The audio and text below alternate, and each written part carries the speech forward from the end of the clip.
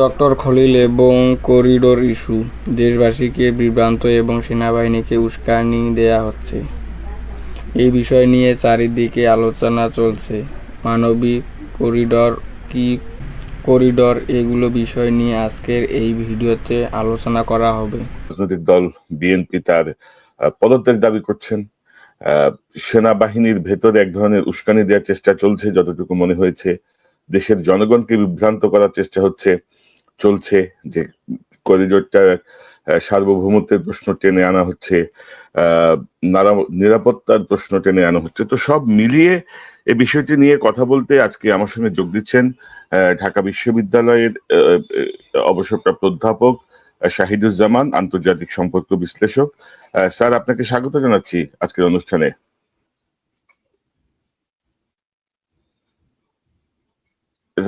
জি জি।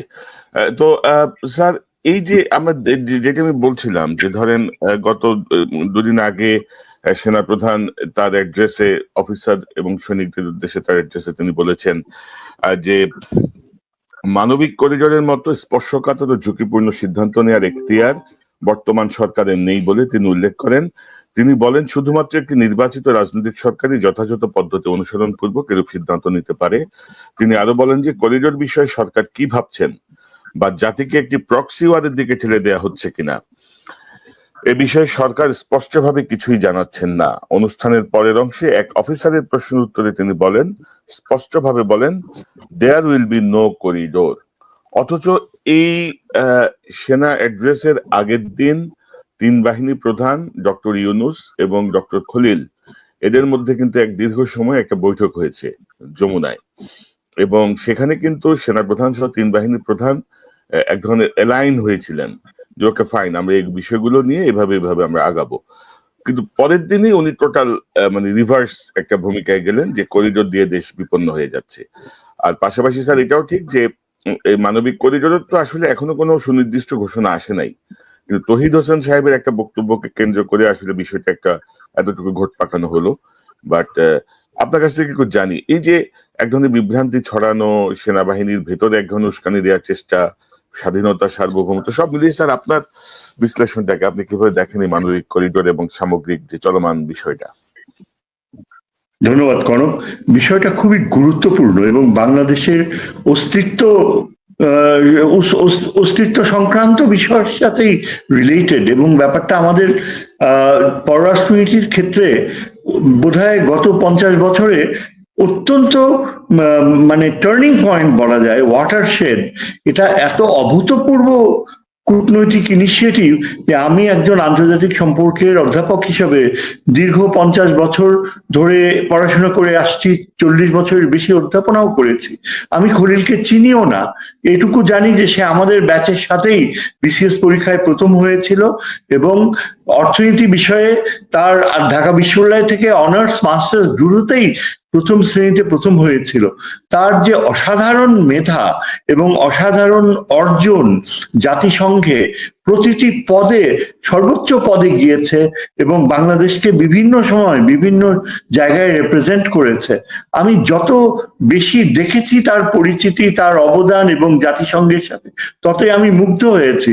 অথচ ভদ্রলোককে কিন্তু আমি জানি না, কিন্তু অ্যাজ অ্যান একাডেমিক, আমি একজন শিক্ষাবিদ হিসাবে এবং পররাষ্ট্র নীতি নিরাপত্তা বিষয়ে শিক্ষাবিদ হিসাবে এটা আমার দায়িত্ব, আমার ধর্মিক দায়িত্ব বলতে পারো, যে আমার নিজের দেশের স্বার্থে তার এই যে পররাষ্ট্র নীতি ও নিরাপত্তার পদচারণা বিষয়গুলো এবং তার যে এক্সপ্রেশনস গুলো আমি দেখলাম নিউজ কনফারেন্সে, তা থেকে আমার মনে হয় আমার একেবারেই নৈতিক দায়িত্ব এটা তুলে ধরা, যে আমি সত্যি বিস্ময়ে বিমূঢ় হয়ে গিয়েছি যে কোথায় করিডোর একটা উদ্ভট ধারণা, যেটা নিয়ে সেনাবাহিনী প্রধান কেন তার দরবারে এই প্রসঙ্গ উত্থাপন করলেন। এবং এটা আমার কাছে অবিশ্বাস্য মনে হয় যে একজন সেনাবাহিনী প্রধান হয়ে তিনি কি জানতেন না তার আগের দিন যদি তার দেখা হয়ে থাকে খলিলুর রহমানের সাথে, তার মানে তিনি সম্পূর্ণভাবে ব্রিফড হয়েছেন।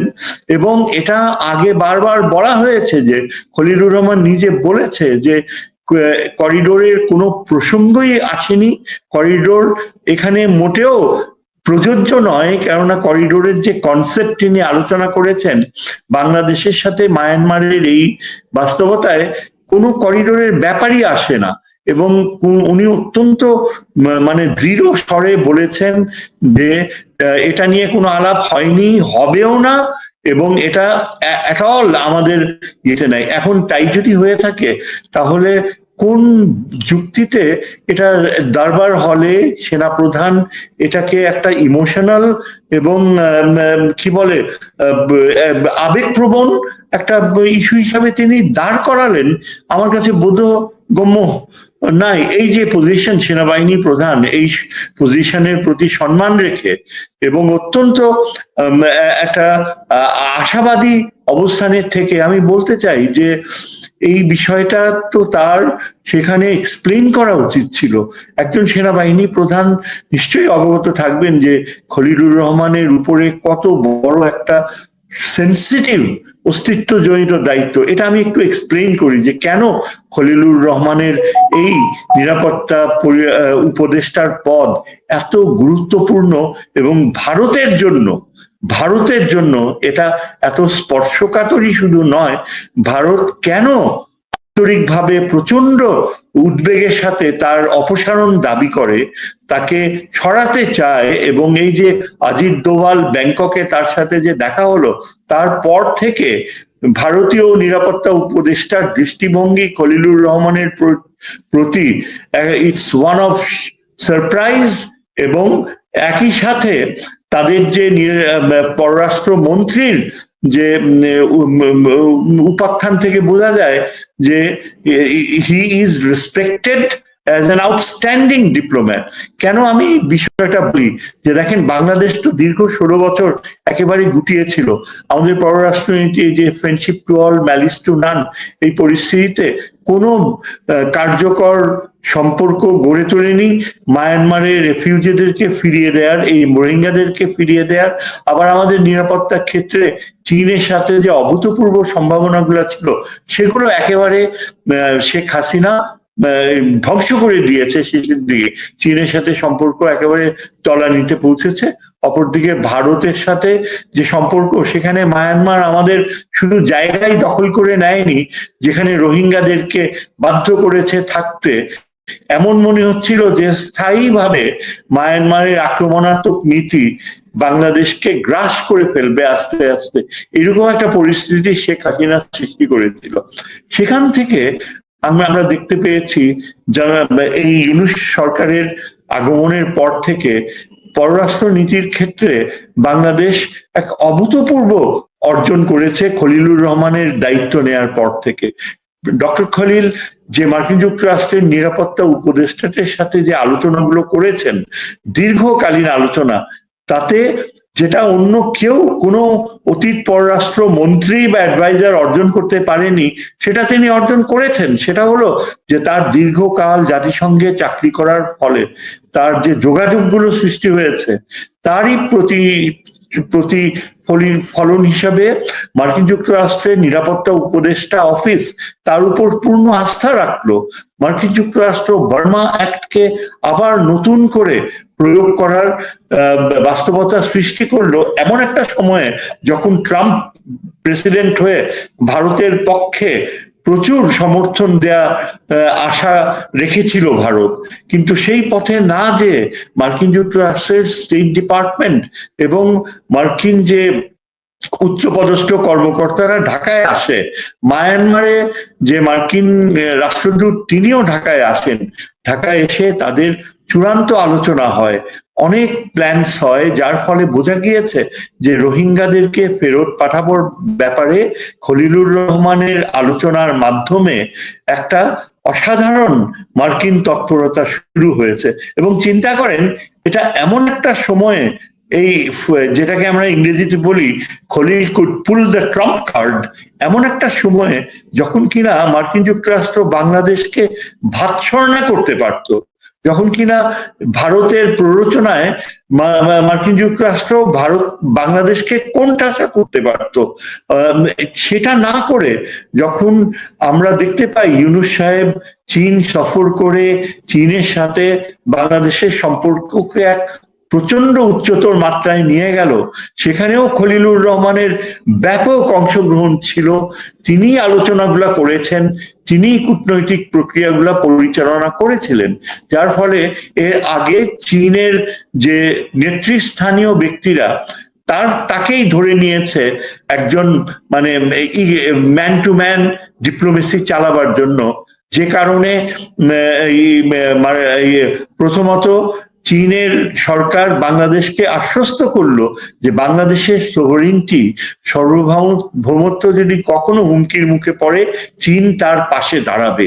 চিন্তা করেন, এই ধরনের শক্তিশালী কমিটমেন্ট শুধুমাত্র চীন একটা মিত্র দেশকেই দেয়, এমন মিত্র যার জন্য সে যুদ্ধে দাঁড়াবে পাশে। সেই মিত্রটা খুব কম দেশের সাথেই চীনের রয়েছে এবং সেই লিস্টে বাংলাদেশ ইনক্লুডেড হয়েছে।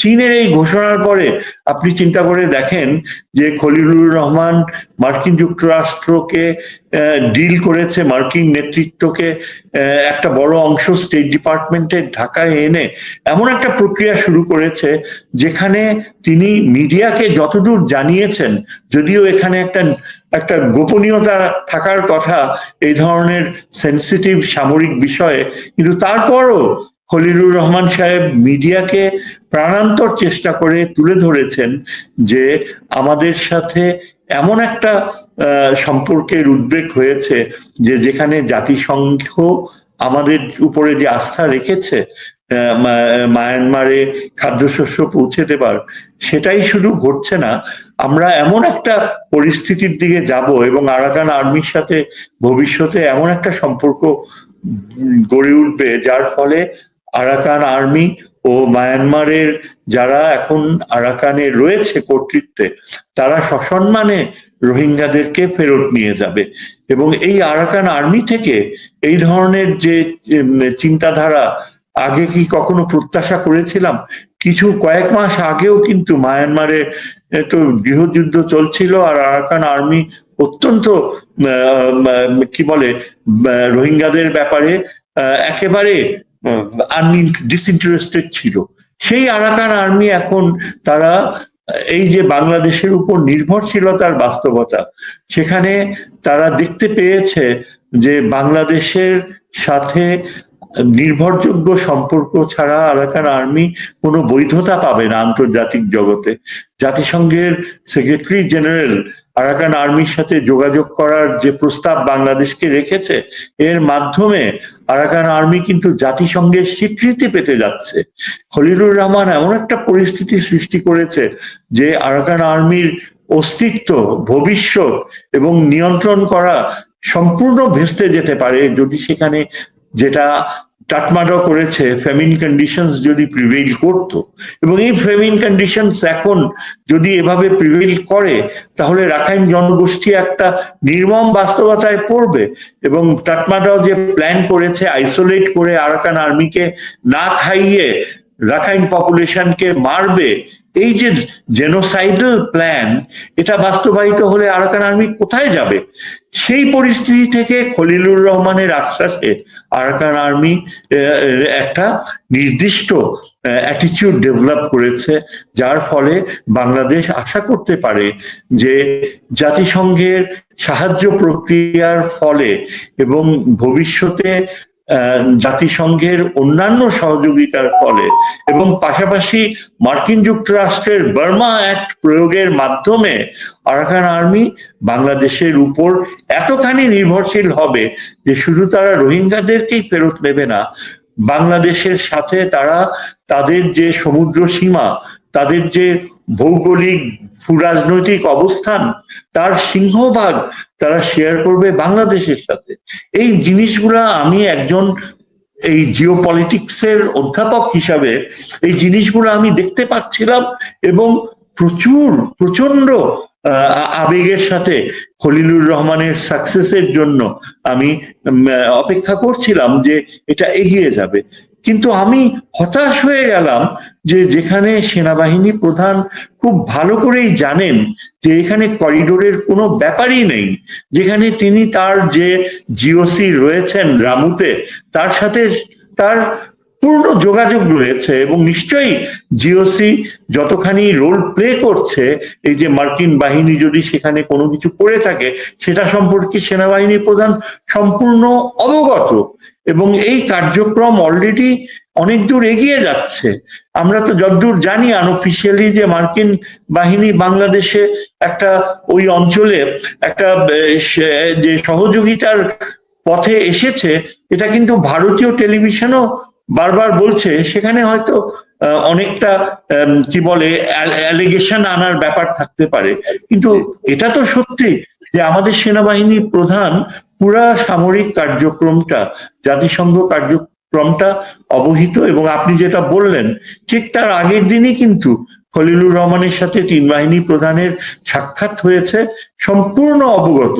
এবং এটা খলিলুর রহমান মিডিয়াকে জানিয়েছে যে তার সাথে সেনাবাহিনী প্রধানের কোনো দূরত্ব নেই, তারা সম্পূর্ণ একটা একাত্মতা এবং অত্যন্ত আন্তরিকতার সাথে এই রোহিঙ্গা আরাকানের এই বিষয়টা ডিল করছে। সুতরাং এই প্রেক্ষাপট যদি আমরা ধরে নেই এবং এই ব্যাপারটার গুরুত্ব যদি আমরা অনুভব করি। জি বলেন। একটা বিষয় আমি অ্যাড করতে চাই যে করিডোর এবং মানবিক corridor, what is the difference between this? মানে করিডোর কি, মানবিক করিডোর কি? মানে মানে এটা নিয়ে কিন্তু আরেকটা ঘোট পাকানোর চেষ্টা চলছে যে মানবিক করিডোরের নামে অস্ত্র যাবে, এই হবে সেই হবে, এরকম একটা প্রপাগান্ডা কিন্তু আছে। এখানে একটা বিষয় পরিষ্কার করা খুব জরুরি। করিডোর ইস্যু নিয়ে যেভাবে কথা বলা হচ্ছে তাতে সাধারণ মানুষ স্বাভাবিকভাবেই বিভ্রান্ত হচ্ছে। প্রশ্ন হলো, এটা কি সত্যি জাতীয় স্বার্থের আলোচনা নাকি এর পিছনে অন্য কোনো উদ্দেশ্য কাজ করছে? এখানে আরেকটা দিক খেয়াল করা দরকার। তথ্যের সঙ্গে মতামত পার্থক্য না করলে মানুষ আরও বেশি বিভ্রান্ত হয়। প্রশ্ন তোলা গণতান্ত্রিক অধিকার, কিন্তু ইস্কানি আর প্রশ্ন এক জিনিস নয়। এই সীমারেখাটা আমাদের বুঝতে হবে। এই আলোচনায় একটা বিষয় বারবার সামনে আসছে, কারা লাভবান হচ্ছে এই বিতর্কে, সাধারণ মানুষ নাকি নির্দিষ্ট কিছু গোষ্ঠী? এই প্রশ্নটা নিজ নিজ জায়গায় থেকে সবাইকে করা দরকার। চেয়েছেন তার ইমপ্লিকেশন হচ্ছে যে একটা বিধ্বস্ত জাতিগোষ্ঠী, বিধ্বস্ত জনগোষ্ঠী যখন খাদ্যাভাব বা চরম নির্মমতার শিকার হয়ে তারা মৃত্যুবরণ করছে, বা যেখানে রেশিয়াল ক্লিনজিং, অ্যাপার্থাইডের মতো বাস্তবতায়, যেখানে একেবারে জেনোসাইডের মতো অবস্থা, সেখানে যদি মানবিক সাহায্য পৌঁছে দেয়া হয় সেটাকে আমরা হিউম্যান করিডোর বলি। আর শুধু করিডোর বলতে বোঝায় যে, যেটা আমি কিছুক্ষণ আগে বললাম, যে একটা যুদ্ধকালীন সময়ের যোগাযোগ প্রক্রিয়া। এখন বাস্তবতা হচ্ছে এই যে সেনাবাহিনী প্রধান খুব ভালো করেই জানেন যে আমাদের এই বেলায় তিনি সরাসরি অংশগ্রহণ করেছেন তার জিওসির মাধ্যমে। তিনি নিজেই তিনি কিভাবে তার দরবারে এটা বলতে পারলেন যে আমরা কিছু জানি না, আমাদেরকে না জানিয়ে এসব করা হচ্ছে করিডোর প্রশ্নে? আমি এটার উদ্দেশ্য কি? এখন যেটা আমি বুঝতে পারি এখানে there will be no corridor. She is throwing something out of the blue. এবং একটা দায়িত্বশীল সেনাবাহিনী প্রধান এই কথা কিভাবে বলতে পারে? এখন আমি একজন আন্তর্জাতিক নিরাপত্তার ছাত্র হিসাবে প্রশ্ন করতে পারি যে তার ইন্টেনশনটা কি? তিনি কি চাইছেন যে আমাদের ডক্টর খলিলুর রহমান, যার মেধা পররাষ্ট্র মন্ত্রণালয়ের যতগুলো অফিসার ছিল সেই তুলনায় আকাশচুম্বী, যার কূটনৈতিক প্রজ্ঞা অতুলনীয়, যাকে মার্কিন যুক্তরাষ্ট্র ও চীন সরাসরি আস্থায় নিয়েছে, এবং আমরা সবাই জানি যে এই যে মার্কিন যুক্তরাষ্ট্রের সাথে আস্থায় যাওয়া আবার একই সাথে চীনের আস্থা অর্জন করা, এটা কিন্তু কখনো সম্ভব হয় না যদি না যে কার্যকর যিনি নিয়ন্ত্রক রয়েছেন এখানে, জাতীয় নিরাপত্তা উপদেষ্টা, তার কূটনীতির উপর দীর্ঘকালীন অভিজ্ঞতার মাধ্যমে আস্থা থেকে থাকে। এটা হচ্ছে ট্রাস্ট। আমরা বলি কূটনীতি হচ্ছে question of trust, dignity, honour, এবং এই অবস্থানটা তিনি অর্জন করেছেন চীনদের কাছ থেকে, মার্কিন যুক্তরাষ্ট্রের কাছ থেকে। এবং তিনি যদি এগিয়ে যেতে পারেন তাহলে আমি বলবো এই প্রফেসর ইউনুসের এই যে দীর্ঘ সময় তিনি যে থাকছেন, যদি তার একটা অর্জন হয়ে থাকে সেটা এই খলিলুর রহমানই তাকে এনে দিতে পারে। এই কেননা আমরা দেখতে পাচ্ছি যে এটা এই রকমের দীর্ঘ সময় অনিয়ন্ত্রিত পররাষ্ট্র নীতি যে ছিল সেখান থেকে বের হয়ে এই উদ্যোগগুলো ভারতকে একেবারে স্টান্ট করে দিয়েছে। ভারত অ্যাবসলিউটলি জয়শঙ্কর কোনোভাবেই বিশ্বাস করতে পারছে না, মোদি কোনোভাবেই। এবং তারা কি করছে, তারা বাংলাদেশের উপর অযাচিত সব অত্যাচার শুরু করেছে। এই যে প্রত্যেক রাতে তাদের দেশের নাগরিকদেরকে আমাদের দেশে ঠেলে দিচ্ছে, আজ গত রাত্রেও ঠেলে দিয়েছে। তারা বাংলাদেশে এখনো গুলি চালিয়ে যাচ্ছে, তারা বাংলাদেশের সমস্ত যে আন্তর্জাতিক অব্লিগেশন গুলো তারা ভায়োলেট করছে। এবং আমাদের পানির প্রশ্নে তারা ঠিক পাকিস্তানের যে অ্যাটিটিউড সেই অ্যাটিটিউড নিচ্ছে, এমনকি বারবার হুমকি দিচ্ছে যে তারা আমাদের উত্তরের ওই অঞ্চলটুকু যে কোনো সময় দখল করে নিতে পারে, এবং সেই প্রক্রিয়া তারা সৃষ্টি করছে। কাজেই বাস্তবতাগুলো এত কঠিন, সেখানে দেখা যায় যে সেনাবাহিনী প্রধান এটা অ্যাবসলিউটলি তার সামনে যে দরবারে যারা বসেছিল তারা নিশ্চয়ই এখন পড়াশোনা করে আবিষ্কার করবে যে এখানে তাদের সেনাবাহিনী প্রধানের কথায় কতখানি সত্য ছিল, কতখানি যৌক্তিকতা ছিল। এবং এখানে ডক্টর খলিলুর রহমানের যে নিরাপত্তা প্রশ্নে তিনি যে সেনাবাহিনীর স্ট্যাটাস, তাদের সম্মানকে কোন উচ্চতায় নিয়ে যাওয়ার প্রক্রিয়া শুরু করেছিলেন সেটা কিন্তু তুলে ধরলেন না। সেনাবাহিনীর জন্য যে কতখানি সম্মান, ভবিষ্যতের সম্মান তিনি সৃষ্টি করছিলেন, কেননা রোহিঙ্গারা যদি আগামী বছর সত্যি সত্যি ফেরত যায় এবং সেখানে যদি মার্কিন যুক্তরাষ্ট্র সহ জাতিসংঘের অবদান থাকে এবং আমাদের সামরিক বাহিনীও যদি সেখানে অংশীদারিত্ব থাকে, তাহলে তো পুরা পশ্চিমা বিশ্বে আমাদের সেনাবাহিনীর স্ট্যাটাস কোথায় উঠে যাবে। সেটা না করে সেনাবাহিনী কি করলেন প্রধান, তিনি করিডোর হতে দিবেন না। এগুলো তো নবাব সিরাজউদ্দৌলার নাটকের মতো, নাকি মির্জাফরের নাটকের মতো। তিনি কি বলছেন, কেন তিনি ইচ্ছা করে করিডোর প্রশ্ন এনে ডক্টর খলিলের প্রক্রিয়া।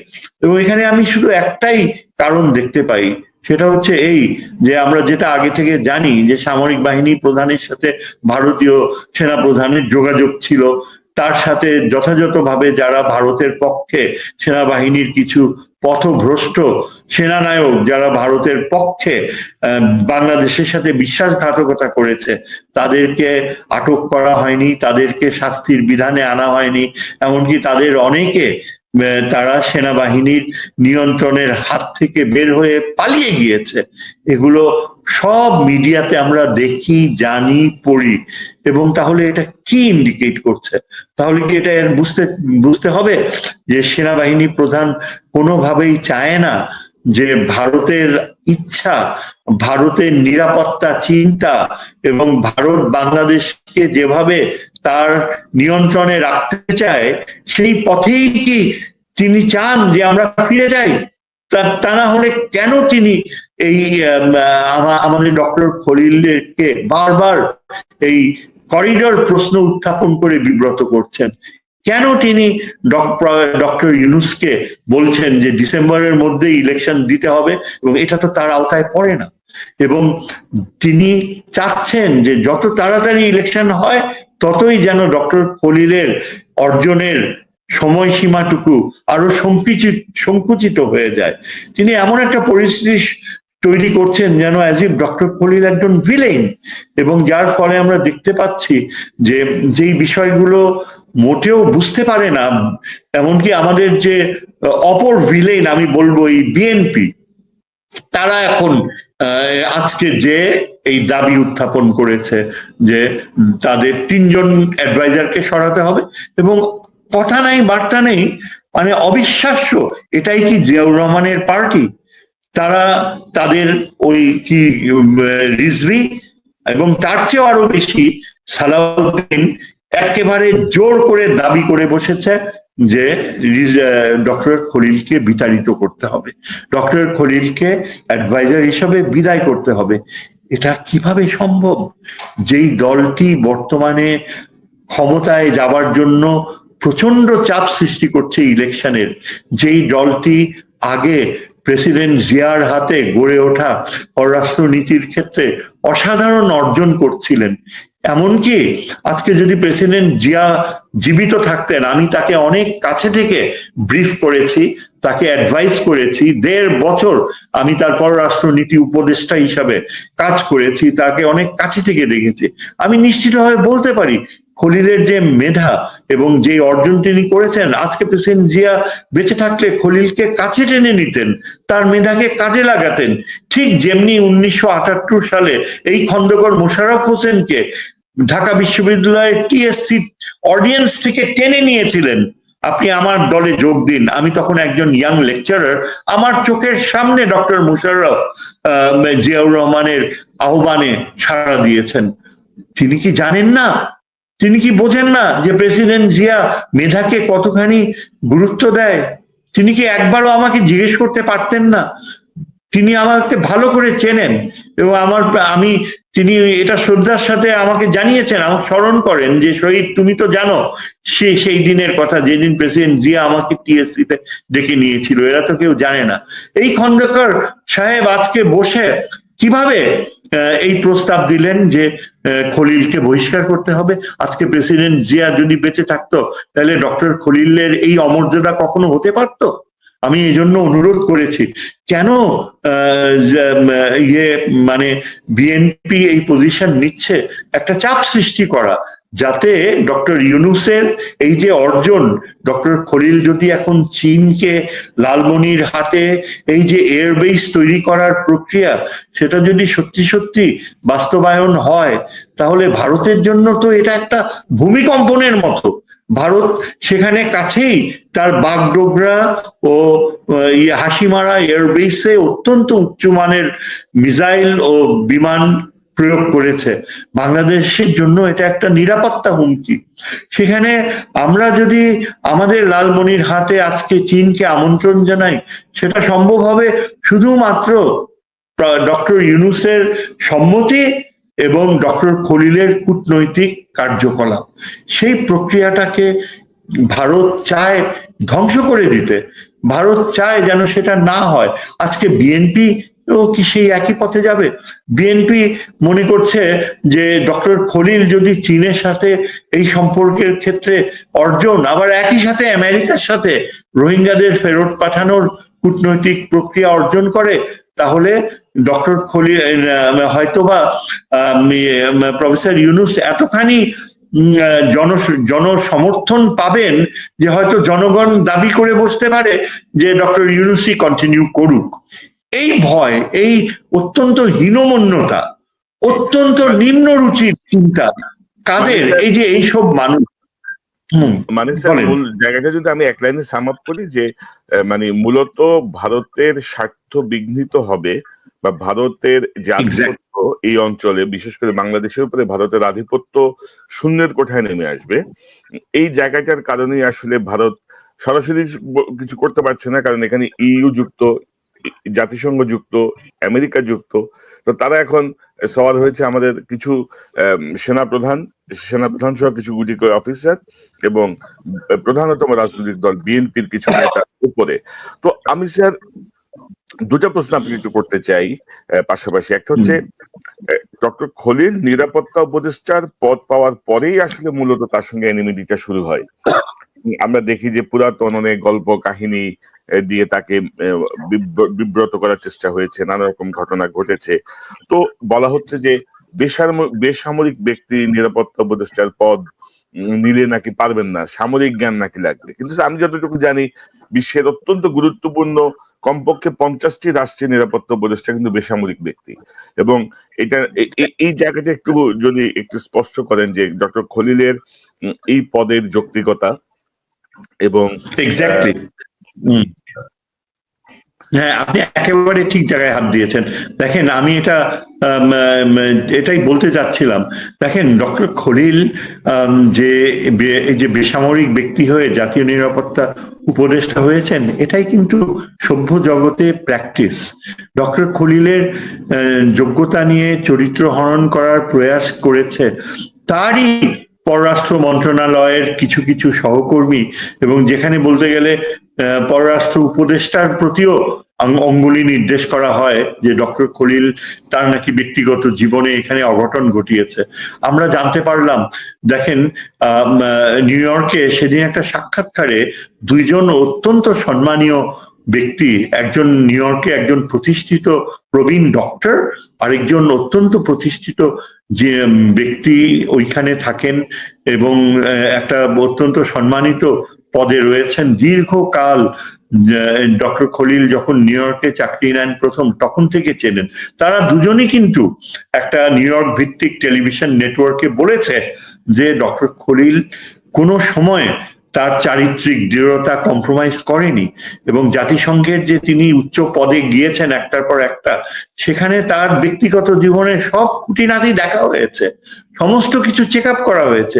এবং যেই ডাক্তার সাহেব বলছিলেন তার ভেতরে যে কতখানি শক্তিশালী আবেগ কাজ করছিলেন, তিনি বললেন যে ডক্টর খলিলকে, এবং ওই লয়ার ভদ্রলোক যিনি ডক্টর খলিলকে চেনেন, বলল যে আমি দীর্ঘ 30 বছর থেকে ডক্টর খলিলকে দেখে আসছি, তিনি একের পর এক জাতিসংঘের অত্যন্ত গুরুত্বপূর্ণ পদে বাংলাদেশের প্রতিনিধিত্ব করেছেন। তিনি তো বাংলাদেশের চাকরি ছেড়ে কোথাও যায়নি, এবং আরেকটা বড় কথা হচ্ছে তিনি অল থ্রু বাংলাদেশের পাসপোর্ট হোল্ডার ছিলেন। কোনোদিন তিনি দুই দেশের নাগরিকত্ব নেননি, যেটা কিনা এই যে আলী রিয়াজের রয়েছে, ওই ডক্টর মজুমদার কমিশন হেড, কই তাদের বেলায় তো কেউ কিছু বলে না। অথচ ডক্টর খলিল অত্যন্ত আবেগ প্রবণ হয়ে প্রায় কন্দনরত চোখে দৃষ্টিতে বললেন যে দেখেন, আজকে আমাকে নিয়ে এরকম অপবাদ করছেন, আমি কোনোদিন দীর্ঘ সময় ছিলাম, আমেরিকান পাসপোর্ট নেওয়ার কথা কল্পনাই করি। তারপর তিনি কি বললেন, তিনি বললেন আজকে যদি তারেক জিয়া, উনিও তো লন্ডনে থাকছেন, দীর্ঘ সময় চাকরি করছেন, আজকে যদি কেউ তারেক জিয়াকে নিয়ে এরকম কথা বলে তখন কেমন পরিস্থিতি হবে একবার চিন্তা করেছেন?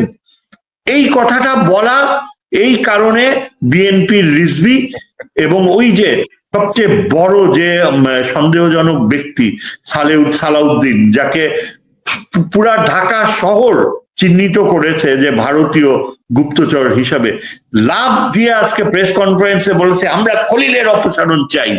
কেন এই ব্যক্তি বলছে এই কথা? কেনই বা রিজভী এটাকে এমন আখ্যা দিচ্ছে যে তিনি খলিল নাকি তারেক জিয়াকে তার অপমানজনক কথা বলছে? অথচ খলিল কিন্তু তারেক জিয়াকে যা বলছে আমরা টেলিভিশনে সবাই দেখেছি। তিনি তারেক জিয়াকে উচ্চ স্থানে অবস্থান, তারেক জিয়াকে ডিফেন্ড করছে, যে আজকে উনি এত বছর বিদেশে থাকে, তাকে নিয়ে যদি তার বিরোধীরা এরকম কথা বলে যে তিনি দুই দেশের তখন কেমন লাগবে? কাজেই এটা কিন্তু তিনি কোনো ইয়ে বলেন, বরং তারেক জিয়াকে ডিফেন্ড করে এই কথা বলেছেন। অথচ কিভাবে এটাকে ডিসইন্টারপ্রেট করা হচ্ছে? এখন আপনার যে প্রশ্নটা আপনি প্রথমে করেছিলেন সেটার উত্তর আমি দেই নাই। ওই যে কি যেন ছিল সেটা, ওই যে সেনাবাহিনী নিউ ইয়র্কের ওই প্রথম অংশটা, যেটা প্রথম অংশটা ছিল যে নিরাপত্তা উপদেষ্টা হিসেবে বেসামরিক ব্যক্তির এইটাই ছিল। হ্যাঁ, এখন আচ্ছা দেখেন, এই যে তিনি একজন সিভিলিয়ান হতে পারে, কিন্তু আপনি দেখেন ভারতের নিরাপত্তা উপদেষ্টা একজন সিভিলিয়ান, মার্কিন যুক্তরাষ্ট্রের সিভিলিয়ান, এমনকি পাকিস্তানেও এর আগের নিরাপত্তা উপদেষ্টা যিনি ছিলেন তিনিও সিভিলিয়ান ছিলেন।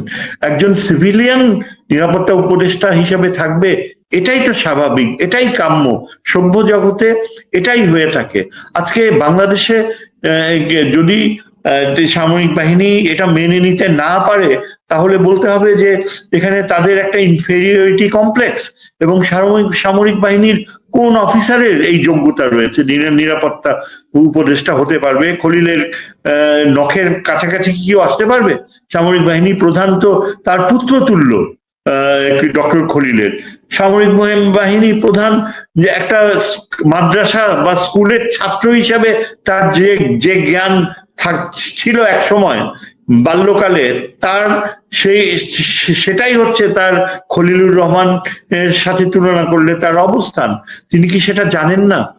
তিনি কি বোঝেন না যে কতখানি কঠিন বাংলাদেশের অস্তিত্বজনিত কূটনীতি? কিন্তু পুরো ব্যাপারটা কি আমি বলি যে তারা ইচ্ছা করে এই যে বেসামরিক, আচ্ছা তাছাড়া সেখানে সামরিক বিষয়গুলো দেখার জন্য তো লেফটেন্যান্ট জেনারেল হাফিজ রয়েছে, খলিলুর রহমানের তো সময় নাই সামরিক বাহিনী বিষয়ে দেখাশোনা করার, তিনি তো সেখানে কখনো মাথা ঘামায় নাই।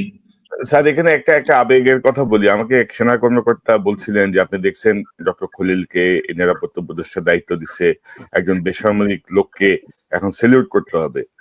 তাই বললাম ডক্টর খলিল তো একজন যোগ্য লোক, তাকে সেলিউট করলে কি সমস্যা ভাই? তোমরা তো চুপ্পুতে সেলিউট করো না। চুপ্পুতে একটা চোর, প্রতিষ্ঠিত চোর, এসালামের সহযোগী। সবচেয়ে গুরুত্বপূর্ণ কথা হলো রাষ্ট্র, সেনাবাহিনী আর জনগণকে অপরের বিপরীত নয়। বিভ্রান্তি তৈরি হলে লাভ হয় অন্যদের। তাই যাচাই না করে কোনো বক্তব্য বা বিশ্লেষণ গ্রহণ করা আমাদের সবার জন্যই ঝুঁকিপূর্ণ। সব মিলিয়ে বলতে চাই, করিডোর ইস্যু হোক বা যে কোনো জাতীয় বিষয়, আলোচনায় দায়িত্বশীল হওয়া জরুরি। যুক্তি, তথ্য আর সচেতন চিন্তাই পারে দেশকে বিভ্রান্ত থেকে দূরে রাখতে। কম্পিটেন্স বোঝা যায়, সেই তুলনায় তুমি জাতিসংঘে যা করছো সেটা তো দীর্ঘ সময় ব্যাপী একটা পুতুল খেলা। তো পুতুল খেলা করে তুমি মনে করো যে তুমি সামরিক যুদ্ধে যে তোমার উৎকর্ষতা প্রমাণ করার কোনো প্রয়োজন নেই, এটা হতে পারে? আর বেসামরিক ব্যক্তিকে তুমি সেলিউট করবে না? খলিল, ডক্টর খলিলের মতো এত উপযুক্ত মানুষকে সেনাবাহিনী প্রধান সেলিউট করা, সেটা তো তার সৌভাগ্যর কথা, সেটা তার 7 জন্মের সার্থকতা। তিনি কিভাবে সেনা প্রধান হয়েছে আমরা কি জানি না? তার আত্মীয়তার বন্ধন না থাকলে তিনি কি হতেন? তার কি সেই যোগ্যতা ছিল? তিনি কি মেজর বা লেফটেন্যান্ট কর্নেলের উপরে উঠতে পারতেন? এগুলো কি সত্যি কথা না? এগুলা কি সামরিক বাহিনীর সদস্যরা জানে না?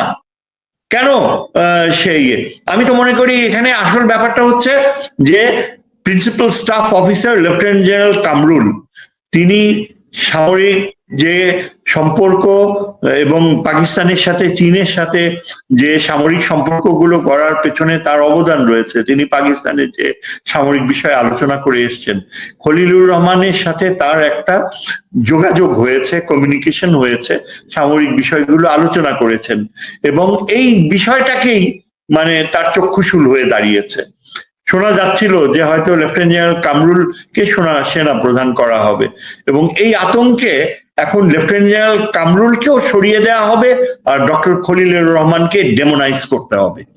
এই যদি হয় বাস্তবতা, এমন যদি হয় যে আপনি একজন যোগ্য সিভিলিয়ানকে সেলিউট করতে আপনি কুণ্ঠাবোধ করেন, তাহলে আপনার প্রফেশনের প্রতি আপনি নিজেই তো আপনার শ্রদ্ধাবোধ হারাচ্ছেন।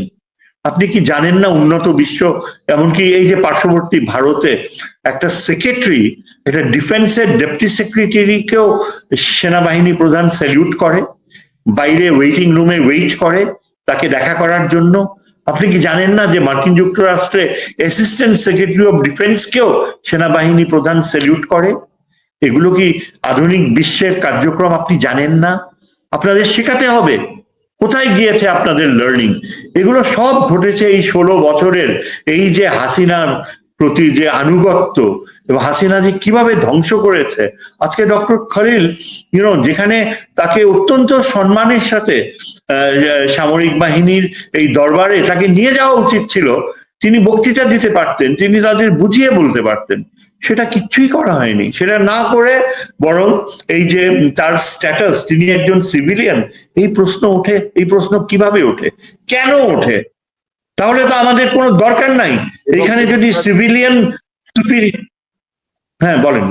এবং স্যার গত কয়েকদিনের যে মুভ, এই মুভে আমার সাথে যে একজনের সঙ্গে কথা হচ্ছিল এখানকার বিভিন্ন বিষয়ের সঙ্গে সংযুক্ত, তারা বলছিলেন যে সেনাবাহিনী প্রধানের বর্তমান যে মুভ বা রোহিঙ্গা ইস্যু, করিডোর ইস্যু বা অন্যান্য ইস্যু নিয়ে তার যে বক্তব্য, পাশাপাশি জাতিসংঘের তদন্তে তিনি অসহযোগিতা করেছেন, আবার এখন দোষ চাপাচ্ছেন সরকারের উপরে, এগুলো কিন্তু আমাদের শান্তিরক্ষী মিশনের উপরেও কিন্তু প্রভাব ফেলবে কিন্তু স্যার, যদি বেশি বাড়াবাড়ি হয়, যদি এমন যদি মনে হয়। আপনার কি মনে হয় স্যার?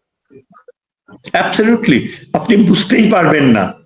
জাতিসংঘ এবং আন্তর্জাতিক বিশ্ব, এমনকি স্বয়ং মার্কিন যুক্তরাষ্ট্র, তারা কিন্তু এসব অবজার্ভ করে। তারা they will give you the rope, যথেষ্ট আপনাকে রোপ দিবে so that you can hang yourself.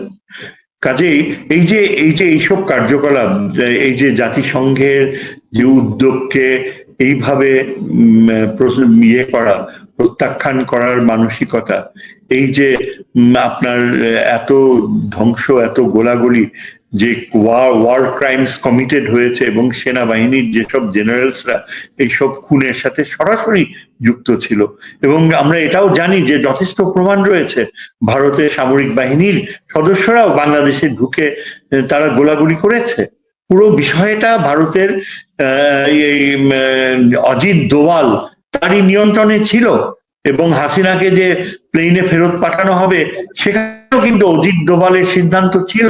এসব কিন্তু সব জানাজানি হয়েছে।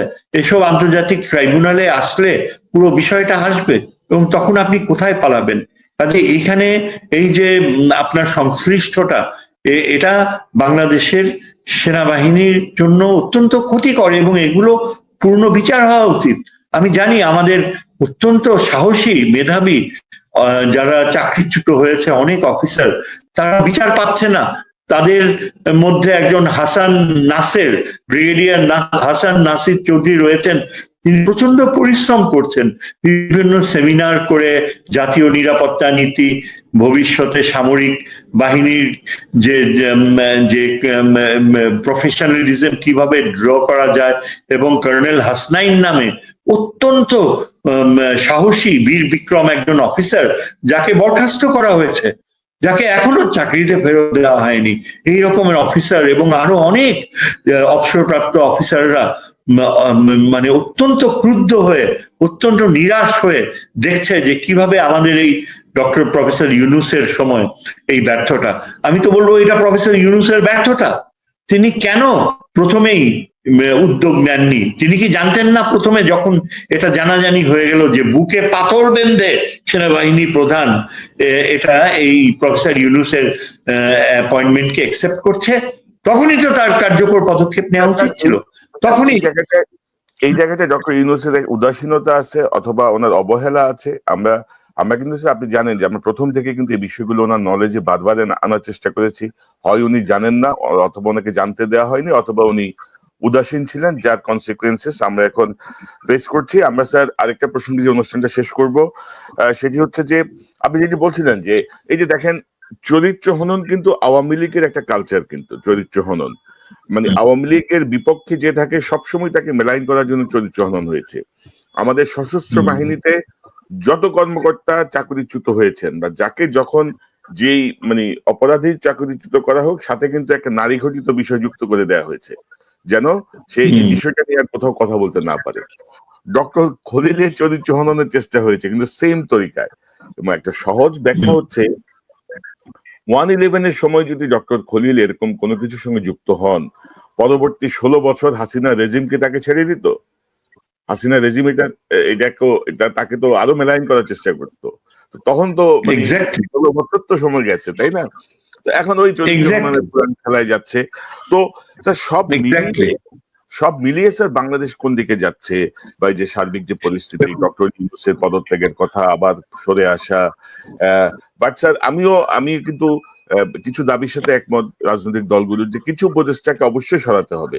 মানে 23 জন, তার মধ্যে মিনিমাম 15 জনকে ফেলে দিয়ে নতুন করে সাজাতে হবে, নাহলে ডক্টর ইউনূস তার অ্যাচিভমেন্টে যেতে পারবেন না।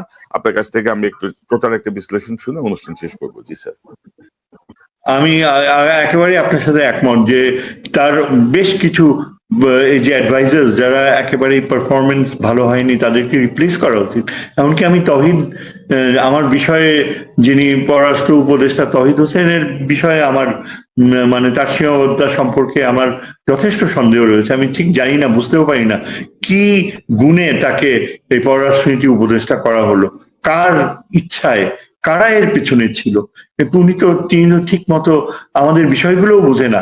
আজকে যদি আপনি দেখেন ডক্টর খলিল যদি না থাকে, তাহলে অ্যাবসলিউটলি হুমড়ি খেয়ে পড়বে আমাদের পররাষ্ট্র নীতির ক্ষেত্রে। এই যে মার্কিন যুক্তরাষ্ট্র ও চীন যে ভূমিকা রাখছে, আমরা আমার পররাষ্ট্র নিরাপত্তায় যে অসাধারণ পরিবর্তন আসছে, এগুলো সব হুমড়ি খেয়ে পড়বে যদি আজকে ডক্টর খলিল, এই যে এরা দাবি করছে বিএনপি আর এই সেনাবাহিনী প্রধানের যে অ্যাটিটিউড, খলিলকে যদি বাধ্য করা হয় চলে যেতে, তাহলে আমাদের ভারত ভারত একদম সাথে সাথে এই সুযোগ নিয়ে ভারত আবার তার আধিপত্য গড়ে বসবে বাংলাদেশকে, এবং এই ব্যাপারে প্রফেসর ইউনূসের কোনো চিন্তা ভাবনা নাই, কিংবা তিনি এই ব্যাপারে একেবারেই অজ্ঞ। তিনি তো একজন অর্থনীতিবিদ, অর্থনীতির ক্ষেত্রে তিনি যথেষ্ট অর্জন করেছেন। বাংলাদেশে এখন বৈদেশিক যে রিজার্ভ খুবই ভালো, এমনকি বিদেশে যারা থাকছে তারা ওয়ার্নিং দিয়েছে, এবং এই ওয়ার্নিংটা এই বিএনপি ও সেনাবাহিনী প্রধানের দিকে অ্যাড্রেস করেই বলা হয়েছে, যদি ডক্টর প্রফেসর ইউনূসকে কোনোভাবে সরানো হয় তাহলে সম্পূর্ণ রেমিটেন্স বন্ধ হয়ে যাবে। তার মানে বাংলাদেশের অর্থনীতি মুখ থুবড়ে পড়বে। প্রফেসর ইউনূসের সাথে বা ডক্টর খলিলুর রহমানের সাথে এই যে আপনারা সহজভাবে এই আচরণ করছেন, একবার রিয়েলাইজ করেন, আপনারা কি পারবেন তখন অর্থনীতিকে ঠেকাতে? কোথায় যাবে তখন সামরিক বাহিনী প্রধানের এই ঔদ্ধত্য? তিনি কি জানেন, তিনি অর্থনীতি বোঝেন? তার শিক্ষাগত যোগ্যতা কতটুকু যে তিনি দাবি করছেন ডক্টর খলিলের বিষয় নিয়ে এই যে মিথ্যাচার করছেন? কাজেই রেমিটেন্স বন্ধ হয়ে যাওয়া আগামী দিনগুলোতে প্রফেসর ইউনূস যদি যে আস্থা রয়েছে পুরা পশ্চিমা বিশ্ব মুখ ঘুরিয়ে নিবে, এবং এটাই ভারত চায়। ভারত চাইছে যে যুক্তরাষ্ট্র সহ সারা পশ্চিমা বিশ্ব যেন ডক্টর খলিলকে সরিয়ে ফেলার ফলে বাংলাদেশটাকে মুখ ঘুরিয়ে নেয়, এখানে যেন অ্যানার্কি সৃষ্টি হয়, এবং আমাদের সেনাবাহিনী যেন মুখ থুবড়ে পড়ে, এবং সেই সুযোগে ভারত বাংলাদেশে সোজা একটা ডিভিশন পাঠিয়ে দখল করে নেবে। এটা পুরোটাই একটা ষড়যন্ত্র। আজকে যদি ডক্টর খলিল বা আমাদের প্রফেসর ইউনূসকে রিজাইন করা হয়, তাহলে ভারতের জন্য 6 মাসও সময় লাগবে না বাংলাদেশকে তার নিয়ন্ত্রণে নিয়ে আসতে। আবার সেই আগের মতো অজিত দোভাল এসে ঢাকায় সমস্ত কিছু বাঁধতে দেবে, এবং আমাদের পুরা অ্যাডমিনিস্ট্রেশন, অলরেডি অ্যাডমিনিস্ট্রেশনের ভিতরে প্রচুর মানে আওয়ামী পন্থীরা লুকিয়ে রয়েছে, তাদেরকে এখনো ক্লিন আপ করা হয়নি। আমাদের ইন্টেলিজেন্স সংস্থাগুলো এখনো নানাভাবে ডিস্টার্বড, কেননা এই সেনাবাহিনী প্রধানের কারণে রিফর্মস আনা হয়নি। ডক্টর ইউনূসের এটা একটা বড় ব্যর্থতা যে সেনাবাহিনী, সামরিক বাহিনীর রিফর্মসে তিনি হাত দেয়নি। এবং এই যে আমাদের আগেকার সেই সংবিধানে যে ধারা রয়েছে, যেটা সামরিক বাহিনীর জন্য অত্যন্ত অপমানজনক, যে সামরিক বাহিনী কোনোভাবেই দেশে যদি গণতন্ত্রকে হত্যা করা হয়, সেখানেও সামরিক বাহিনী কোনো রকম হস্তক্ষেপ করতে পারবে না, এইরকম ধারা হাসিনা অ্যামেন্ডমেন্ট দিয়ে করেছে। অথচ সেনাবাহিনী, সামরিক বাহিনী হচ্ছে সার্বভৌমত্বের প্রতীক। সামরিক বাহিনী হচ্ছে দেশের গর্ব। সামরিক বাহিনী অবশ্যই, যদি সুপ্রিম কোর্ট ফেইল করে, যদি জুডিশিয়ারি কোল্যাপস করে, তখন একমাত্র সামরিক বাহিনীর দিকেই কনস্টিটিউশন তাকিয়ে থাকবে, যে দেশের গণতান্ত্রিক প্রক্রিয়া বা দেশের সার্বভৌমত্বকে সেই পথ বন্ধ করে দিয়েছে হাসিনা। আজকে কনস্টিটিউশনে কেউ এটা নিয়ে কথা বলতেছে না। আজকে স্বয়ং সামরিক বাহিনীও এই বিষয়ে নিশ্চুপ। এমনও ক্লজ ইনসার্ট করা হয়েছে যে সামরিক বাহিনী যদি কোনোভাবে ওই ফ্যাসিজম রোধ করতে হস্তক্ষেপ করত, তাহলে সেনাবাহিনী প্রধানকে নাকি মৃত্যুদণ্ডের মোকাবেলা করতে হবে। মৃত্যুদণ্ডের ভয় ঢুকিয়ে দেওয়া হয়েছে, এবং এই কারণে আমরা দেখেছি যে সারাটা সময় ইকবাল, জি আপনি স্যার হচ্ছে এই বিষয়গুলো একেবারেই আমাদের সংবিধানে এগুলো কারেক্ট করা হয়নি। কেন হয়নি? কেন এগুলো উত্থাপন করা হয়নি? আজকে এখানেই তো প্রফেসর ইউনূসের বড় ব্যর্থতা। তিনি এত দূরত্ব বজায় রেখেছেন সামরিক নিয়ন্ত্রণ থেকে, অথচ শত শত অফিসার যাদের অন্যায়ভাবে চাকরি চলে গিয়েছে, তাদের আবার চাকরি ফিরে পাওয়া উচিত। এই যে হাসনাইন, কর্নেল হাসনাইন। স্যার আমরা যখন এই বিষয়গুলো নিয়ে কথা বলি বা সেনাবাহিনী যখন কথা বলে, আপনি লাস্ট অফিসার এড্রেসও দেখবেন, বাংলাদেশের মিডিয়া এখনো পুরো নিয়ন্ত্রণে, তাদের মানে গোয়েন্দা সংস্থাদের নিয়ন্ত্রণে। এত কিছুর পরেও আপনি দেখবেন না বাংলাদেশের মিডিয়ায় কোনো আলোচনা হয়েছে, কেউ একটা কলাম লিখেছেন, কেউ একটা বিশ্লেষণ করেছেন, কোনো কিছু নাই। কিন্তু তো এখন ক্ষোভ এসে পড়েছে সোশ্যাল মিডিয়ার উপরে, বিশেষ করে আমাদের উপরে, যে আমরা নাকি স্যার সেনাবাহিনীর মূর্তি নষ্ট করতেছি। দু একজন কর্মকর্তা, ডিরেইলড অফিসার, যাদের আনুগত্য হচ্ছে পার্শ্ববর্তী রাষ্ট্রের প্রতি, তাদের ব্যাপারে আমরা যখন কথা বলি তা আমরা হয়ে যাচ্ছি সেনাবাহিনীর বিরুদ্ধে অবস্থান নিয়েছি। তো আমার মনে হয় যে জনগণ বোঝে, সাধারণ মানুষ বোঝে আর স্যার এই মুহূর্তে আমি আগের একটা অনুষ্ঠানে বলেছি, ইতিমধ্যে ইউরোপীয় ইউনিয়ন কিন্তু স্যার বলে দিয়েছে যে সংস্কার এবং করিডোরের ব্যাপারে তারা পজিটিভ, কিন্তু তাদের আহ, আহ, একদম ক্লিয়ার অবস্থান জানিয়েছে। মার্কিন যুক্তরাষ্ট্র জানিয়েছে, তো জাতিসংঘ জানিয়েছে। তো আপনার কি মনে হয় যে কোনো পলিটিক্যাল গভর্নমেন্ট এই ভারত, আমেরিকা, ইইউ, জাতিসংঘ সব মিলিয়ে বাংলাদেশের জন্য সবচেয়ে বেস্ট নেগোসিয়েশনটা তো পলিটিক্যাল পার্টির চেয়ে ডক্টর ইউনূস বেশি করতে পারার কথা, because of his international connections? আপনি কি মনে করেন? এই মন্তব্যটা নিয়ে আমরা করবো।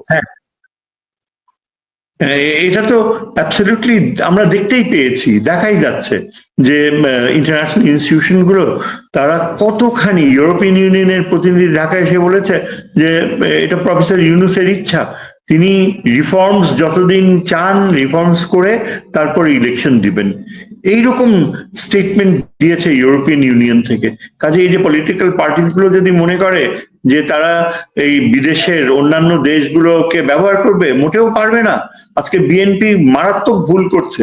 কোন বৈদেশিক এমবেসি, আজকে বিএনপি ভারতের দিকে ঝুঁকে যাচ্ছে, কেননা কোনো ওয়েস্টার্ন নেশন, কোনো দেশ তাদের এই অবস্থানের প্রতি মোটেও সমর্থন পুষ্ট নয়, তারা কেউ বলছে না। এখন ভারত ইন্টারন্যাশনাল আন্তর্জাতিক সম্পর্কে নিজেই একটা ভিলেইনের অবস্থানে রয়েছে, অ্যাপারথাইড পলিসি ইয়ে করছে। ডক্টর খলিল যেটা বলেছে সেদিন নিউজ কনফারেন্সে, যে আরাকান আর্মি যদি ইনক্লুসিভ না হয়, যদি রোহিঙ্গাদের না নেয়, তাহলে বাংলাদেশ সরকার মনে করবে যে আরাকান আর্মি ইজ প্র্যাকটিসিং অ্যাপারথাইড। এইরকম অ্যাঙ্গেলে কেউ কি আগে বলতে পেরেছে? কার মেধা রয়েছে যে এইরকম ব্যাকফুটে ফেলতে পারবে আরাকান আর্মিকে? Arakan army is practising apartheid, এবং এই অ্যাপারথাইডের অপবাদ দেওয়ার কারণে সাথে সাথে আরাকান আর্মি এখন তাদের দৃষ্টিভঙ্গি পাল্টাতে বাধ্য হচ্ছে। এই বুদ্ধিটা, এই মেধা তো আমাদের বাংলাদেশের পররাষ্ট্র মন্ত্রণালয়ের কারো ছিল না, ভবিষ্যতে থাকবে কিনা সেটাও বলতে পারি না।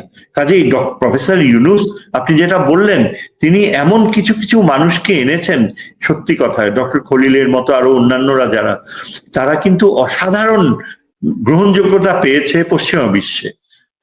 তারা এই জাপান সহ পূর্বের দেশগুলোতেও অসাধারণ ইয়ে, কিন্তু অ্যাট দ্য সেম টাইম তার কিছু অ্যাডভাইজার রয়েছে যারা একেবারেই নিকৃষ্ট মানের।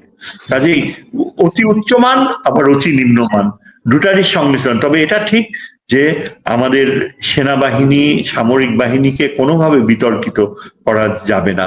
সামরিক বাহিনীর 98% মনে করি জনগণের সাথে রয়েছে।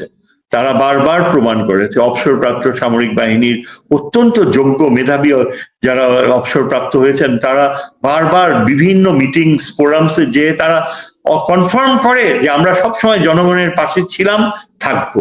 গুটি কয়েক ভারতীয় দালাল, এরা আমাদের সামরিক বাহিনীর সততা, যোগ্যতা, এটাকে ধ্বংস করতে চাচ্ছে, ভারতকে পথ করে দিতে চাচ্ছে। কাজেই এটা কিন্তু আজকে তাদেরই দায়িত্ব যে তাদের গৌরব তারা যেন বজায় রাখে, তারা যেন জনগণের সাথে থাকে। প্রফেসর ইউনূসের হাত যত তারা শক্ত করবে, তত আন্তর্জাতিক বিশ্বে আমাদের দেশ অনেক সম্মান, গ্রহণযোগ্যতা পাবে। এবং সেই দিক থেকে চিন্তা করলে আজকে আগামী বছরের ভেতর যদি ডক্টর খলিল তার কার্যকারিতা চালায় এবং তাকে যদি এলিভেট করা হয়, তিনি যদি পররাষ্ট্র উপদেষ্টার পদে যান, আমি আশা করব যে বাংলাদেশের সাথে চীনের অসাধারণ সম্পর্ক গড়ে উঠবে, এবং তখন আমরা দেখব ভারত বাংলাদেশকে শ্রদ্ধার চোখে দেখছে। এখন বাংলাদেশ চাইছে বাংলাদেশকে ছুঁড়ে ফেলে দিতে, এবং কিছু কুলাঙ্গারের জন্য বাংলাদেশ ভারতের দ্বারা এইভাবে অপদস্থ হচ্ছে। কিন্তু আমরা আশা করব যে ডক্টর খলিল আর ডক্টর ইউনূস তাদের যে উদ্যোগ আন্তর্জাতিক ক্ষেত্রে, তার ফলে মার্কিন যুক্তরাষ্ট্র বাংলাদেশকে প্রচন্ড শ্রদ্ধা করবে, রোহিঙ্গারা আবার ফেরত যাবে, আরাকান আর্মির মাধ্যমে রাখাইন রাজ্যের সাথে আমাদের একটা আলাদা সম্পর্ক গড়ে উঠবে, এবং একটা পুরো চ্যাপ্টার ওপেন হবে বাংলাদেশের সম্পর্ক ভারত, পাকিস্তান সহ বাংলাদেশের বৈদেশিক নীতিতে একটা অসাধারণ পরিবর্তন আসবে, যার ফলে আগামীতে যারা ইলেক্টেড সরকার হয়ে আসবে তারা অনেক কিছুই অর্জিত হিসাবে ডক্টর খলিলের দিকে গ্র্যাটিটিউড হয়ে তাকে ধন্যবাদ জানাবে, কিন্তু সেই পথ যেন তারা রুদ্ধ না করে, আমি এটাই আশা করব। জি, আপনাকে আপনাকে ধন্যবাদ স্যার, এবং আমরাও চাই যে আমাদের রাজনৈতিক দলগুলো সুবিবেচনা প্রসূত সিদ্ধান্ত নেবেন। আমাদের সেনাবাহিনীর যে 98% কর্মকর্তা এবং সৈনিক আছেন তারা দেশের পক্ষে থাকবেন, অর্থাৎ বিভ্রান্ত হবেন না আর কি। বিভ্রান্ত হওয়ার কোনো সুযোগ নাই। এবং আমরা মনে করি যে 15-16 বছরের যে ফ্যাসিজম, তারপরে আমাদের হাতে একটি সুযোগ এসেছে ঘুরে দাঁড়ানোর, প্রপার সংস্কার করার। অধ্যাপক শাহিদুজ্জামান, আপনাকে অসংখ্য ধন্যবাদ আপনার মূল্যবান বিশ্লেষণের জন্য। নিশ্চয়ই আমরা নিকট ভবিষ্যতে আবার আপনাকে পাবো।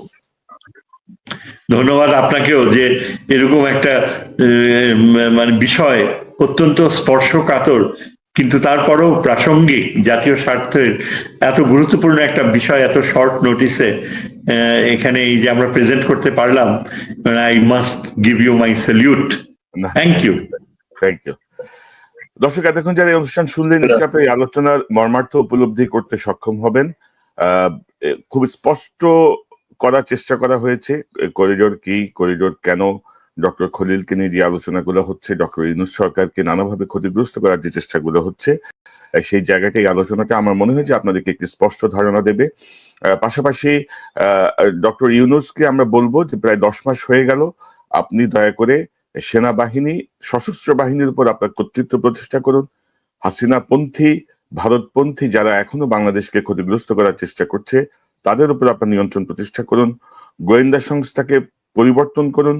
গোয়েন্দা সংস্থার প্রতিদিনের গোয়েন্দা রিপোর্ট যেন আপনার কাছে আসে, সেটি নিশ্চিত করুন। পাশাপাশি উপদেষ্টা পরিষদে ইতিমধ্যে জুনিয়র উপদেষ্টা থেকে শুরু করে যেসব অপদার্থ টাইপের উপদেষ্টারা আছেন, যাদের বিরুদ্ধে ইতিমধ্যে দুর্নীতির অভিযোগ উঠেছে, তাদেরকে আপনি উপদেষ্টা পরিষদ থেকে বহিষ্কার করুন। বিশেষ করে আমরা সাম্প্রতিক সময় দেখলাম উপদেষ্টা আসিফ মাহমুদের পিএস কে দুদক তলব করেছে, তার বিরুদ্ধে প্রায় 100 কোটি টাকার বেশি দুর্নীতির অভিযোগ আছে। তো পিএস কে ধরলে হবে না, যার স্বাক্ষরে এই দুর্নীতিগুলো হয়েছে তাকেও ধরতে হবে। অর্থাৎ নতুন দল পুরান দল বলে কোনো শব্দ নাই, ছাত্রদের দল বলেও কোনো শব্দ নাই। দুর্নীতি দুর্নীতি, এটার বিরুদ্ধে অবশ্যই আমাদের অবস্থান নিতে হবে। পাশাপাশি উপদেষ্টা পরিষদের ভেতরে কিন্তু ডক্টর ইউনূস আপনাকে ক্ষতিগ্রস্ত করার সকল উপাদান নিয়ে কমপক্ষে 10 থেকে 15 জন বসে আছেন, তাদেরকে বিদায় করুন। 111-এর সঙ্গে যুক্ত যেসব অপরাধী, তাদেরকে বিদায় করুন। না হলে কিন্তু সামনে সমূহ বিপদ। আমরা গত 10 মাস ধরে আপনাকে সহযোগিতা করার চেষ্টা করছি নানাভাবে, আপনি শুনেন বা না শুনেন, আমরা চেষ্টা করছি, এবং আপনার উপরে সামনের দিনগুলোতে চাপ আরো বাড়বে। অর্থাৎ আপনাকে যে দায়িত্ব দেওয়া হয়েছে, বাংলাদেশের জনগণ আপনার উপর যে আস্থা রেখেছে, সেই আস্থা আপনাকে যথাযথভাবে পূরণ করতে হবে। এখানে কোনো আবেগের কোনো জায়গা নাই, এখানে কোনো ইফ নাই, বাট নাই, সবই ফুল স্টপ। এটা শেষ করেই আপনাকে যেতে হবে, এবং যথাযথভাবে যেতে হবে।